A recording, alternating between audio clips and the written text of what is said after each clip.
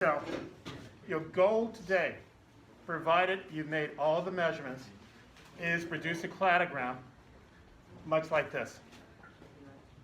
So a cladogram is just a graphic to show relationships of organisms. Relationships it shows it uses a bracket.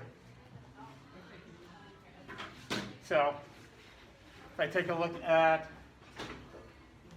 my cousin on my dad's side, there was Rhonda, James, and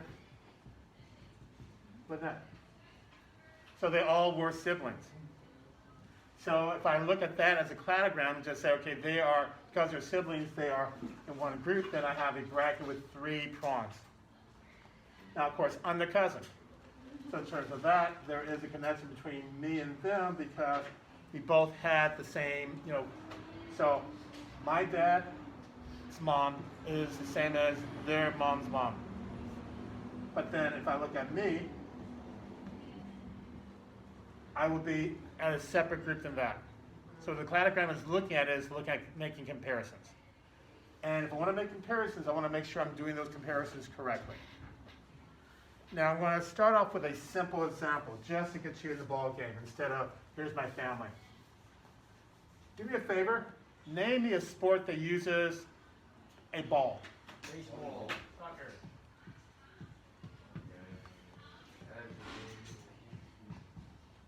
Anything else? Football, cricket, volleyball. Softball.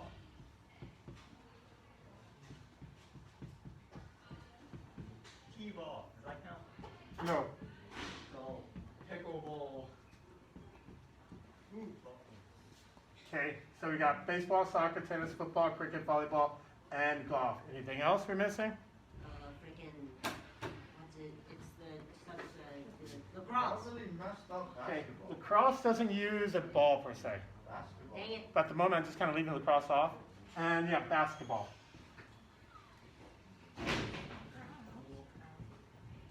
So all these sports use balls. Now, which of these sports uses a round ball? Basketball. All of them? No. Not all of them.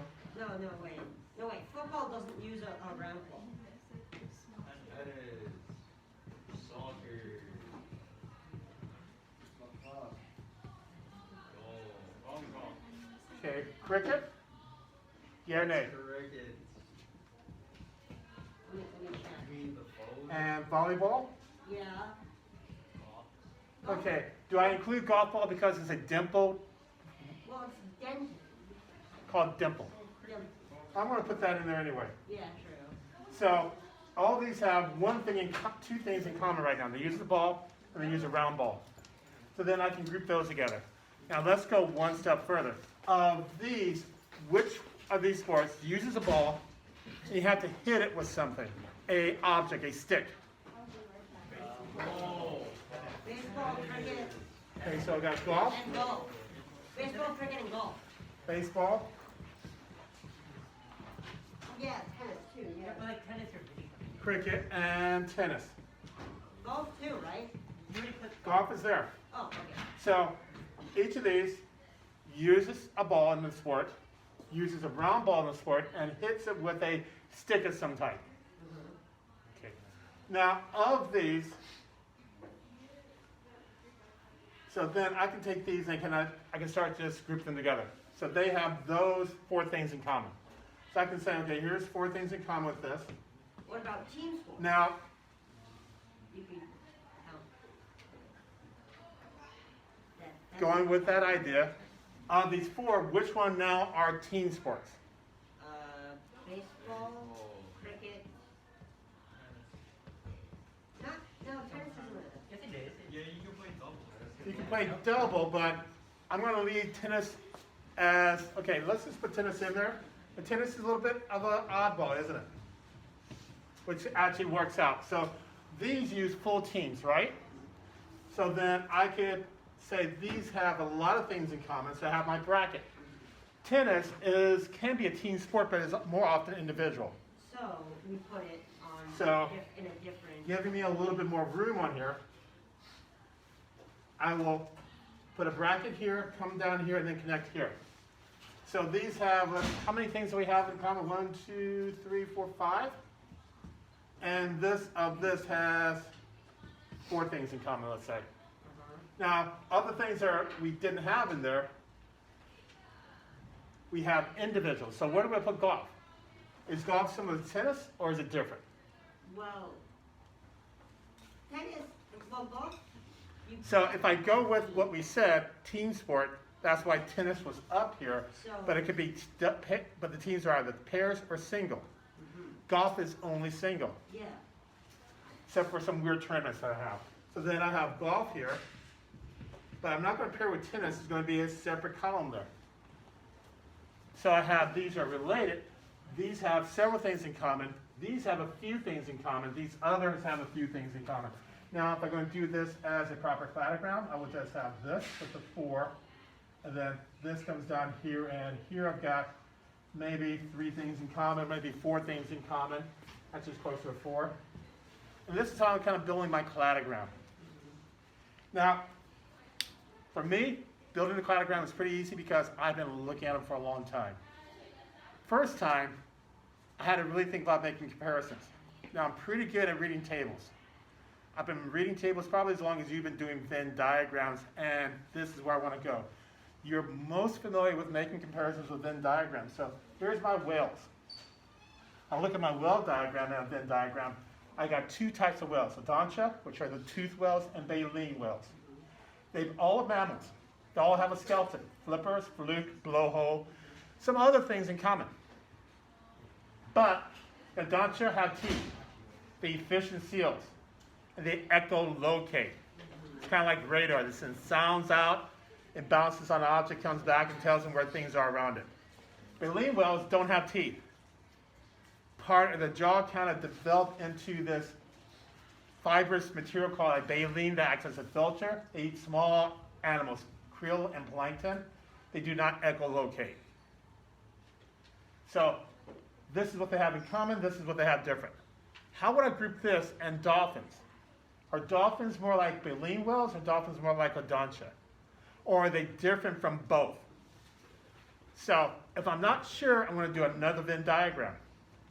So here's a Venn diagram I'm going to make. I'm going to go to this one with Odontia and the dolphins. Again, mammals, skeleton, flippers, fluke, blowhole, teeth. Both have teeth and both echolocate. But dolphins are usually 1/3 the size of a whale. Okay, yes, pilot whales are smaller, but in general, the whales are much bigger. The dorsal fin on the whales are much smaller in proportion to the body size than that on dolphins. Also, a big important thing. Whales' neck bones are fused, so if they need to turn around and look, they have to kind of move the whole body. The dolphins are unfused neck bones, so they can really kind of move their heads around a little bit. So I see they have some things in common, but is this enough to say that they are definitely different than Odontia? Well, they're different enough, but how are they with baleen whales? So if I see that, okay, I have the dolphins, Odontia, okay, there are separate categories, but do I put Odontia and dolphins closer together, or baleen with the Odontia? Well, again, both are mammals, both have skeletons, flippers, fluke, blowholes. We still have the size difference, no teeth here, teeth here, difference in dorsal fin, fused neck, unfused neck. They don't echolocate, they do echolocate. Which ones are important? Now, echolocate, interesting trait, but I see that in the whales, I see that in bats, so it can evolve separately. But if I fuse a neck, am I going to unfuse it? Can evolution go backwards? It can, but generally speaking, it's not. So I'm going to put the fused neck as very important in that, and that definitely removed dolphins from both groups of whales. And I will put the baleen whale and the Odontia as pairs. So then when I put all that information together, then I create my graph. And you see here, there's a baleen whale, here's the Odontia whale, the toothed whales, and they are right there side by side. Dolphins are a little bit separate. On here you see the numbers. I don't need the numbers. Numbers is how many things they have in common, the comparison that they use, which is good because if I'm reading this, I can check myself. It's like, okay, here's what I know, and is it 10, is it 11, are the numbers right? The crosses just means that these species are extinct. You don't need crosses on yours, you're just going to do the 8. So what you need to do on this is try to figure out how they're related to make your cladogram. So you want to use a Venn diagram because that is the one that you use a lot for making comparisons. Now, hard suck on a very slow day when I'm really just like really tired, my brain is just not working, I may make 40 or 56 Venn diagrams. 56 will be the total you can make with 8. On a good day where it's like, okay, I'm awake, I'm really thinking, my brain is really active, I may be able to do it with 4. So how many you need is going to depend upon how well you can see the similarities and differences. But I gave you a cheat sheet.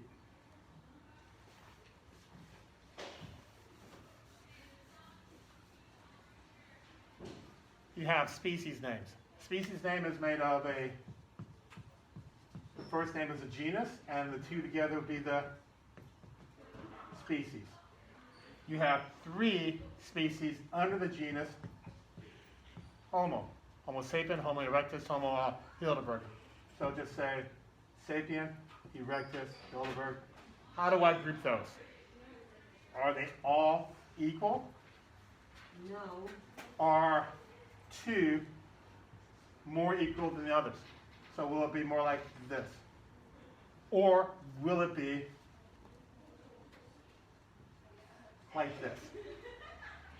This gives you a little bit of cheek, so then you just need to kind of compare the genus Homo together in those 3. It's like, which of the, do I have a solid pairing among those 3? Or are they kind of even? And Australopithecines, you've got 2. Afriensis, Africanus, and you've got another one over there as well. So you've got 3 here. Again, are 2 more similar and the other one's a little different? Is it more like this? Or are they all about equal? This kind of gives you 2 groupings, and of course you have the gorilla and the chimpanzee. You got to decide exactly how do you place that in here. Exceeding the standard doesn't mean you're going to match an anthropologist. And the seeding means that you have a clear cladogram, and in your CER, you explain how you put that together. You gave the evidence in your reasoning. Now, very important to listen for this part. Pairs, you're working up to building your cladogram. I sincerely suggest you use the whiteboard to get your rough drafts together of your Venn diagrams and then of your cladogram. After the cladogram is done, you put in the document, and then, partner, you did all the work in the document. Let me make a copy of it, because after that it's individual. The CER is on you, all the questions are on you after the cladogram. Clear? Your goal is to have the cladogram finished by the end of the period.